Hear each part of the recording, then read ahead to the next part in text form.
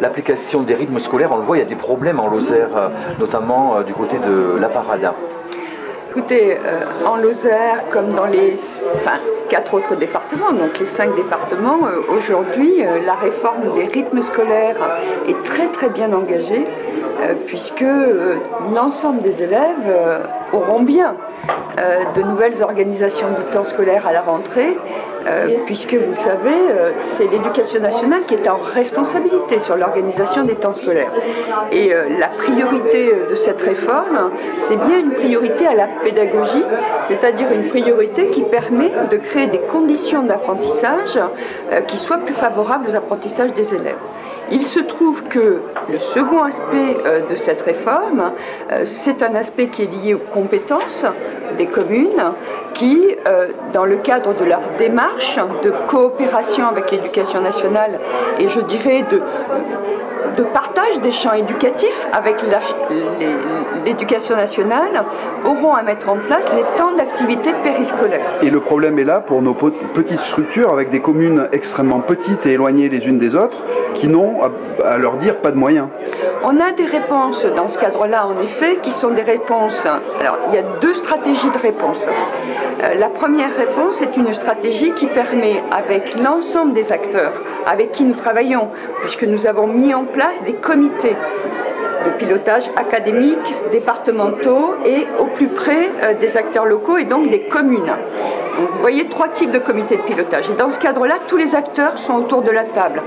Quand je parle de tous les acteurs, c'est y compris les associations qui aujourd'hui œuvrent évidemment aux côtés des municipalités, mais aussi aux côtés de l'éducation nationale lorsqu'on mène des actions particulières. Donc dans le cadre de ces comités, la réflexion que nous développons, c'est une réflexion du comment on emmène les intervenants en direction, évidemment, des communes qui sont des communes rurales, parfois très isolées, vous l'avez rappelé.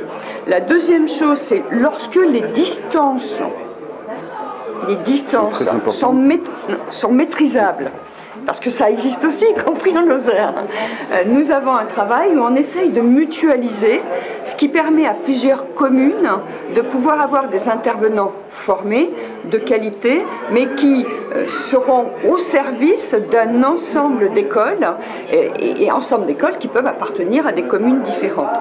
Donc, ça c'est, je dirais, les stratégies qu'on développe. Et d'un autre côté, du côté des décrets, vous le savez bien, le décret de 2014, on l'appelle souvent le décret Hamon, a permis justement des assouplissements qui permettaient de regrouper les temps d'activité périscolaire sur un après-midi pour pouvoir faciliter, je dirais, la mise en œuvre de la réforme dans le cas que vous citez particulièrement, qui sont soit le cas de communes rurales isolées ou dans le cas, parfois dans le périurbain. Dans le périurbain, très proche de grandes villes, on sait très bien aussi qu'on avait des difficultés à pouvoir se mobiliser à la fois sur les locaux, mais en même temps aussi sur les intervenants. Vous dites quoi aux parents qui refusent, donc qui n'ont pas mis leurs enfants hier à l'école et qui vont boycotter tous les mercredis comme c'est le cas à Hurle-la-Parade? On leur dit quoi à ces parents? J'ai 2 choses à leur dire. La première, c'est de rappeler, comme ici, nous, aujourd'hui, dans ce groupe scolaire, la réforme des rythmes est à l'œuvre depuis 2013, avec de la bonne volonté, c'est-à-dire vraiment une vraie volonté de se centrer sur le bien-être de l'enfant.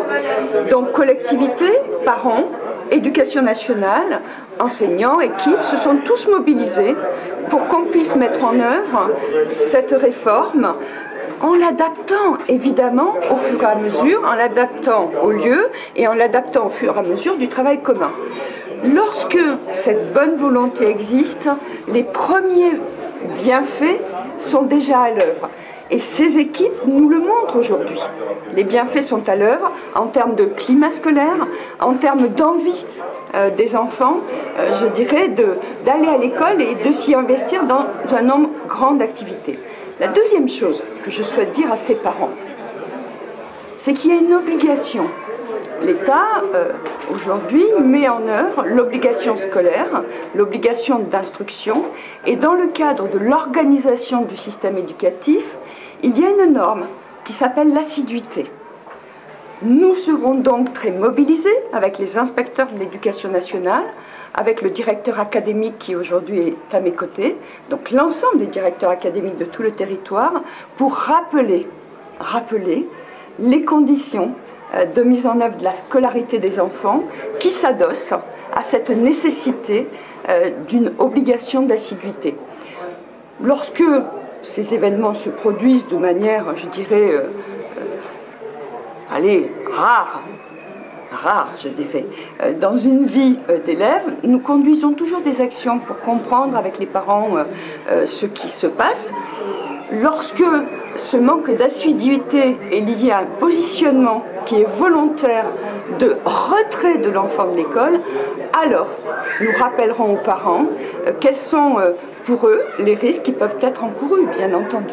Est-ce que vous trouvez que c'est une attitude un peu irresponsable de la part des parents de ne plus les mettre le mercredi? Je trouve que c'est une attitude qui est très dommageable. Parce qu'on le sait aujourd'hui, la mise en œuvre des rythmes scolaires sur 5 matinées permet vraiment d'aboutir à des conditions plus favorables d'apprentissage des élèves en réfléchissant autrement les séquences d'enseignement. Dans ce contexte, c'est un des éléments les plus fondamentaux de cette réforme. Et c'est d'autant plus vrai lorsque on est face à des enfants qui éprouvent des difficultés qui peuvent être passagères ou plus durables.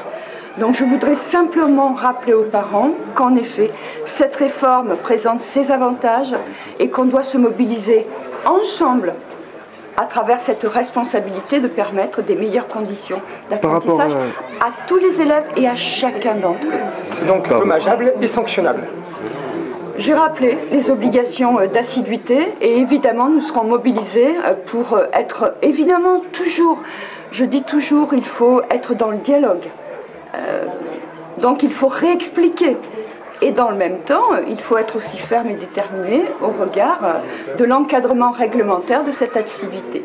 Par rapport à l'obligation donc réaffirmée de mener cette réforme, ne va-t-on pas voir quelques problèmes d'ajustement avec l'enseignement privé en parallèle?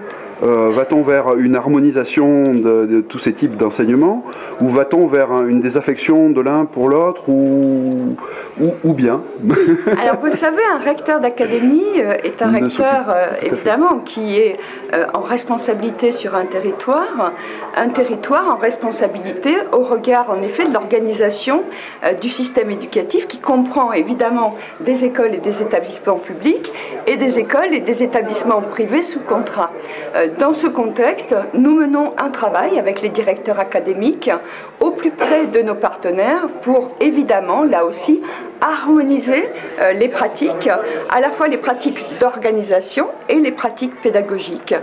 Donc aujourd'hui, en effet, nous sommes mobilisés pour travailler avec nos partenaires sur ce sujet. Donc si la réforme est bonne, elle va être aussi en mesure d'être appliquée dans les établissements privés sous contrat. On peut le penser.